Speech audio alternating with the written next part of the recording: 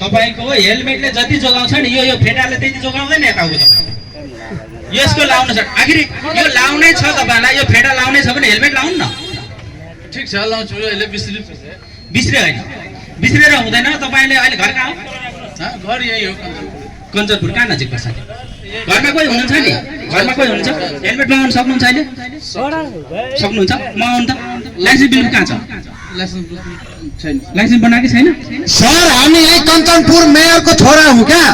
त्यस्तो हुँदैन सर नियम कानुनमा त्यो को ठुलो को सानो भन्ने कुरा हुँदैन सर तपाईलाई हेलमेट चाहिन्छ हेलमेट लगाउनु पर्छ सुन्नु हेलमेट तपाईको आफ्नो सुरक्षाको लागि हो हजुर 3 जना चढ्नु हुँदैन 2 जना यसमा 2 जना सहज हुन्छ जति तपाई 3 जना चढ्नु हुन्छ भने यसमा असर हुन्छ चढ्नलाई चढ्नु पनि त्यस्तै अप्ठ्यारो हुन्छ अनि अलिकति हामी हतारमा थिए कि त्यही भएर हतार दुर्घटना भन्ने कुरा हतार र बिस्तार हुँदैन सर दुर्घटना भन्ने कुरा कसैलाई सोधेर कसैलाई जानकारी गराएर आउने कुरा होइन सर हैन तपाईले बिना हेलमेट हिँड्नुभएको छ 3 जना हिँड्नुभएको छ लाइसेन्स छैन त्यहीमाथि बिलबुक साथमा बोक्नु भएको छैन तपाईलाई ट्राफिक नियम अनुसार जरिमाना हुन्छ सर म मेयरको छोरा हो मेरो साथी आएछ यही चोकमा साथीसँग भेट्न जाँदैछु सुन्नु न सर तपाई यति कति पढ्नु छ 10 कक्षा यत्रो पढे लेखेको मान्छे कमसेकम हेलमेट लाउनु पर्छ नि लाइसेन्स बनाउनु पर्छ नि त हतारले हुँदैन सर लाइसेन्स बनाउँदाखेरि हामीलाई फेल गरिदिहाल्छ अलिकति टच भयो भने ट्रायलै फेल गरिदिनु हुन्छ अनि कसरी हुन्छ भन्नु त लाइसेन्स सम्बन्धी यस्तो छ सर लाइसेन्स सम्बन्धी के छ भन्दाखेरि नि हजुर 16 वर्ष पुगेको जो 16 वर्ष पुग्नु भएको छ भने बाइकको लाइसेन्सको लागि ऊ योग्य भयो 18 वर्ष छ भने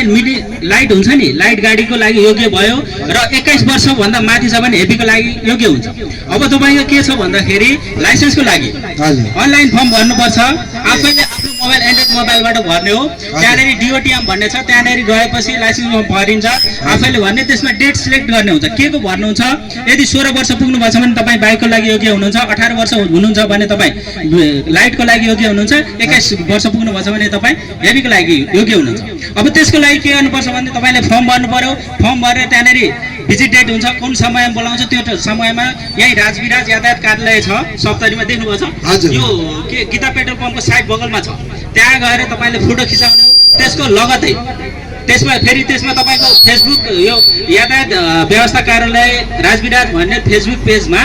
तपाईको त्यसमा सूचनाहरू लेखिदिएको हुन्छ त्यहाँनेरि तपाई लिखितमा सामेल हुने लिखितमा के छ भन्दाखेरि बाइकको लागि या जिपकारको लागि तपाईको एउटा क्वेशन भनेको 4 मार्क्स हुन्छ तपाईले 15 वटा क्वेशन मिलाउनु भयो भने 60 मार्क्स तपाई पास हुन्छ हो सिटीको लागि जम्मा 20 वटा क्वेशन हुन्छ 5 नम्बर पूर्णाङ्क हुन्छ एउटा 10 वटा मिलाउनु भने तपाई त्यसमा पास हुन्छ तपाई के को बनाउनुहुन्छ म त ए मोटरसाइकलको बनाउनु बाइकको बनाउनुहुन्छ 60 नम्बर